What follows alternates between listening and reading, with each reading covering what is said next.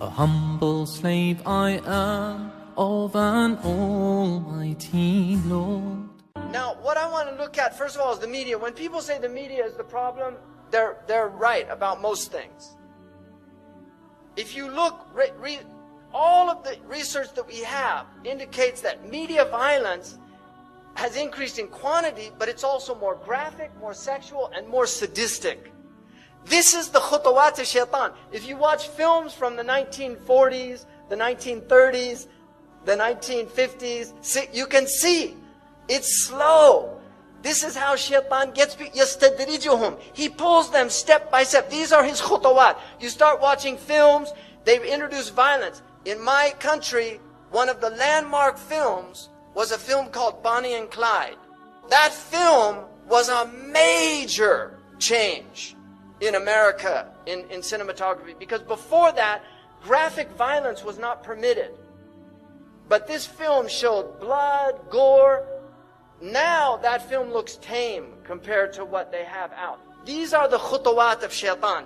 And shaitan wants violence and sex are his two, these are because they're very powerful for the human psyche. And these are the two ways that he can really corrupt the heart. By the time the average child in the United States is 18 years old, they will have seen 200,000 acts of violence and 16,000 murders. What do you think this is doing to the psyche? Why do you think America is such a violent country? But our children have been programmed to be violent.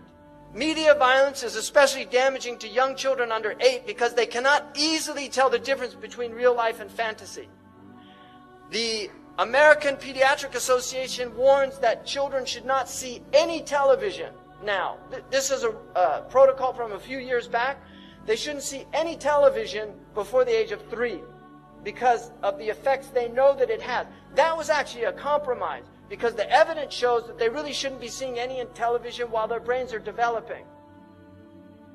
You have so much children's violence. This is a cartoon for children.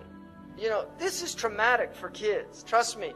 I have a person I know who was a child psychiatrist, and he told me he had so many children that had Disney film trauma. Every single Disney film has a dead mother or a mother who dies in the film. Why do they do that? It's traumatic. They know what they're doing. Disney is an evil empire.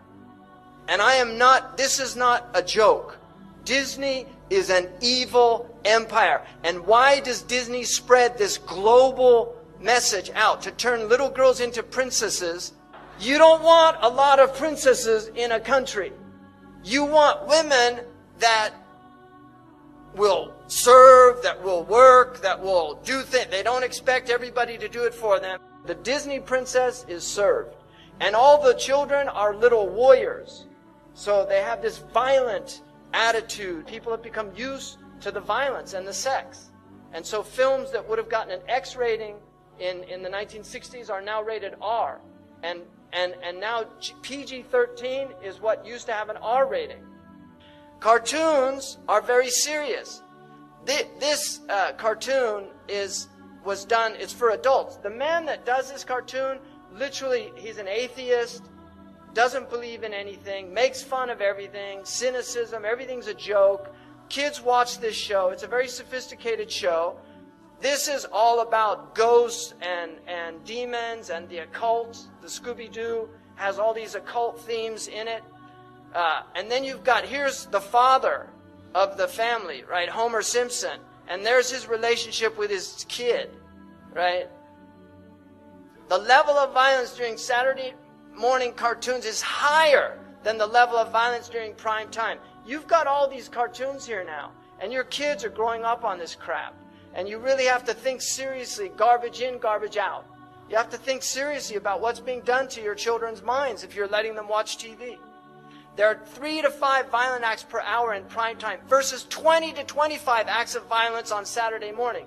Children imitate what they see. If you put a kung fu film and you put a bunch of 8-year-olds and they watch a kung fu film, by the time the film's done, they're all kicking each other. Right? It's a simple fact of life.